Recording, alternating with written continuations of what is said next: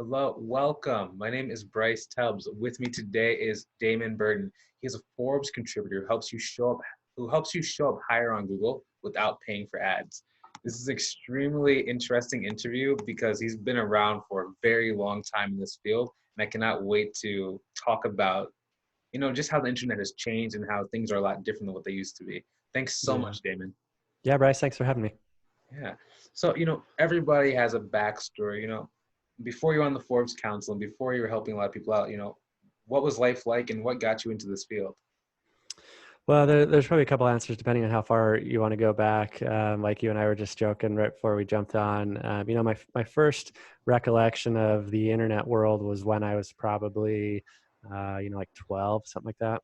And so this was before the internet that nowadays. And we had this little class that I was in junior high, and they brought just like 5 or 6 of us in, and they said, "Hey, we're going to get on the internet today." And we're like, what's that? And so when we got on the internet, it was through a browser called Gopher, and it was just purely text. So, I mean, if you go way back, that's kind of where I first remember getting onto the internet. But probably the more applicable part where it contributed to my career was I used to be a big car enthusiast, in my early 20s. And so my first website I started, it was born out of a college project.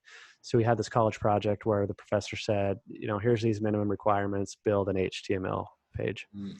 And so I got thinking, if I'm going to spend this much time building this project, when I know at the end of the semester the school is just going to wipe it out, why don't I buy a domain, build my own website, and keep it and turn it into a project? So I started this website back then, and ended up turning into it grew a large local audience among the car enthusiasts. And so from there, I said, okay, how do I get better at design? And then I started exploring design more. And then as that site grew, I said, how do I monetize this? And so that's what got me into marketing. And then after I picked up a couple of projects on the side and continued with more of my own experiments, which I have plenty of stories of, then I finally said, this is kind of the path that I think makes sense for me. And so I just kind of kept exploring it and seeing what different career options I liked and didn't like. And at one point I had probably half my income came from little side projects like that. And then the other half was my day job, but my day job was taking up 80% of my time. Mm. And so at the point where I could pay my bills, if I eliminated the day job, obviously that would suck to cut your income in half, but I said it seems like a good calculated risk. And so that's when I formally created a company and quit the day job world and went all in on building a company. And we've grown since then. How long ago was that when you quit? 13 years ago. 13. Okay, cool. S- when you first quit, was it always doing the SEO, or what were you guys first doing when you quit? The first year or two was more on the design side. I did, my background with that whole backstory of the car website and things like that. I more was into design than marketing. And so the first year or two, it was mostly design clients. And then where it started to transition into SEO was one of my first official client, who is still a client today, 13 years later. I redid their site, and then they said, "Hey, what do you know about Google?" Mm. And I said, well, I know enough that I'm willing to see what we can make happen, but I don't know enough that I feel comfortable charging you for it. So how about we meet in the middle? We'll set some goals, and you don't pay me unless we hit those goals. And so we gave it about a 3-month time frame, and we ended up hitting the goal in a couple of weeks. And so I said, well, I really enjoy this process. Let me offer that same scenario to another client. And so I did it to a second client who's also still a client 13 years later. And so after that second one is really when my SEO career started, because at that point I said, okay, I'll still do design for design clients that ask or for the benefit of SEO, but I'm going to start to really shift the company. And back then it was just, me. I might have had one employee at the time. And so back then I said, I'm going to shift towards SEO and make that my main focus.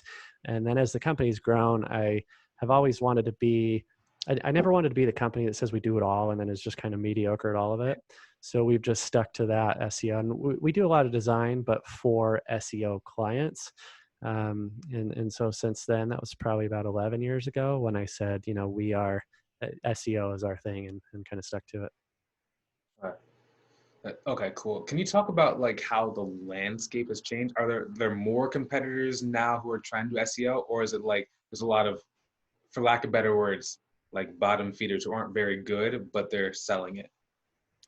Yeah, I think that will always exist as it does in any industry. Uh, A time frame that kind of sticks out is more specifically to give you like a before and after was before 2011 and 2012.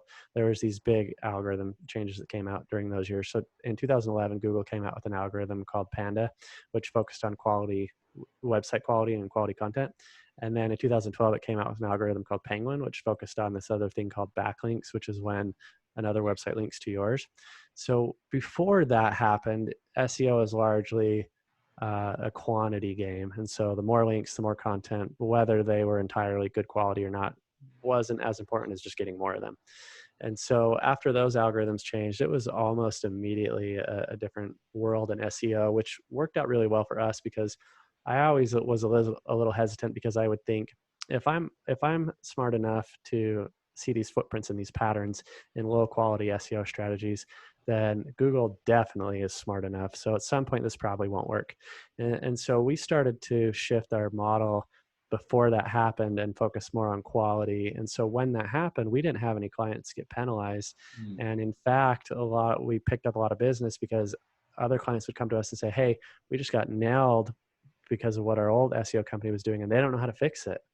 And so we actually grew quite a bit when hundreds of SEO companies, probably, if not thousands, went out of business within just immediately the months that followed that. So there's definitely been a big change as far as quality being more important than quantity. And as far as how many competitors are out there, um, I don't, I'm sure there's a lot, but mm, where where me and my company operate at and the types of clients we work with, we've been fortunate enough to show a lot of progress and bring a lot of success to other clients. And so we get referrals from their equally successful partners and businesses.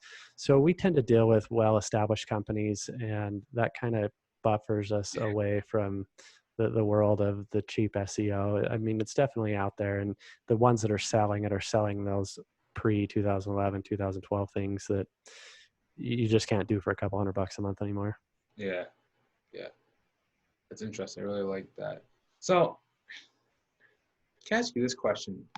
So, what about SEO do you really like the best? Because you're talking about you did design and then you fell in love with the process. What about the process is like the most compelling to you? I like the mix that it's stable and it's also dynamic. So there's enough consistency to it that I always know what I'm doing. So even though things change and algorithms change, there's still the core concepts that are stable. But because the algorithms are always changing and new things are being introduced to new technologies, it keeps it fresh. And so I like the ability to take a brand, strategize where we want to go from here to here, and then visualize that and actually make it happen. So it's very rewarding to see the growth. And I have some clients that make more in a month than they used to make in a year, and that's exciting to be able to bring those success stories to I live through other people's happiness, I guess, in some ways. So Mm, seeing other people find success is my reward. So on the technical side, I just enjoy the processes. It's the balance of consistency and new dynamic things, and then just also the rewards of seeing the progress that come with it. nice. You know, what is the vision for your life? Um, I can tell you how it's changed. So when I started my company in my early to mid 20s, obviously at that age, it's all you think that success is all the money in the world.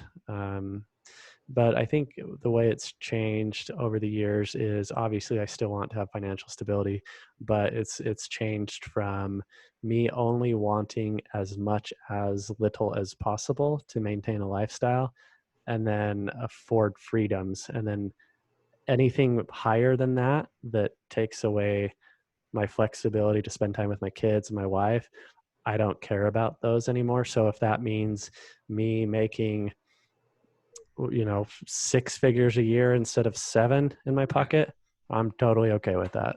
And that's just, a random example, because usually when people think about entrepreneurs and success and what you do, it's some sort of financial goal. And so I think if anything, my evolution has become less financially focused and more on, what freedoms and flexibilities that any potential financial gains can bring, instead of the actual, physical things that you can acquire with financial freedom. Nice. So when we first started talking, I noticed you had a cool thing on your right arm, but then I saw you have one on your left. Oh, yeah. These are wrist pads. Oh, You know how you have the keyboard pads? yeah. I hate how they move and shift, and you always have to realign them, or your keyboard gets too close. And so these are just, I think they're called wristies. I just bought them on Amazon for like $8. So then I just throw these on the beginning of the day, and then I can just not care about where all my mouse pads and keyboard pads are. Oh, interesting. Yeah, yeah. Because whenever I have like a desk, I have like pillows under my arms, because then your arm starts to dig into the desk over time. Interesting. Yeah, That's yeah, cool. yeah, yeah. Um, you know, so are you working on any special projects or any books or anything like that? Or I just finished a book. It just got published last Thursday. Yeah. oh, Um, congratulations. Thanks. Yeah. So I just published a book called Outrank, and I've been working on that for about 2 years. Writing a book was interesting. I probably spent the first 9 months writing it, and then the bigger time consumption is editing. Mm, And after I was done, you go back and then you reread it and say, okay, did this turn out how I wanted it to turn out? And as you read it, you say, well, I need to move this chapter. And then because mm, you moved an entire chapter, now you got to reread it again to make sure it still flows correctly. So then you repeat that a couple times, and then you go from moving chapters to pages to paragraphs to words. So editing took a long time.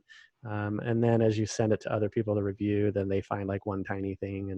And so it's definitely an interesting learning curve, but it was a lot of fun to write, because I wanted to bring my experience to kind of the public, because like as you said earlier, a lot of people still sell old practices and mm, SEO myths, and so it was a fun way for me to bring that experience to an audience. And my goal isn't to monetize and sell copies. It was more as a credibility play, so I could leverage it and share that knowledge with other people. So I give away free digital copies all the time, and I sent physical copies to all my clients. And but yeah, it was a fun process. nice. That's cool. Where can people either go to learn more about you, or where can they connect with you? So you can read more about my personal entrepreneurial stories at just my name, damonburton.com. And then if you want to snag a copy of that free SEO book I was just talking about, freeseobook.com should be up here any day. And then I'll be giving away free copies on there. Nice. I really appreciate your time. I know that it took a while to be able to schedule because you're super busy. I really appreciate you carving some time out today. For sure. Yeah. Always happy to chat with others. Thanks, Bryce. Yes, and for those watching, hopefully you enjoyed watching this video as much as we enjoyed creating it. Feel free to hit that share button so other people can get some benefit as well.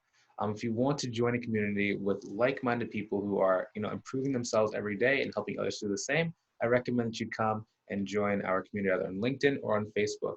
I cannot wait to see you guys inside. Have a great day. Talk to you soon. Click the link below to join. I cannot wait to talk to you guys later. Have a great one. Done recording in 3 and 2 and 1.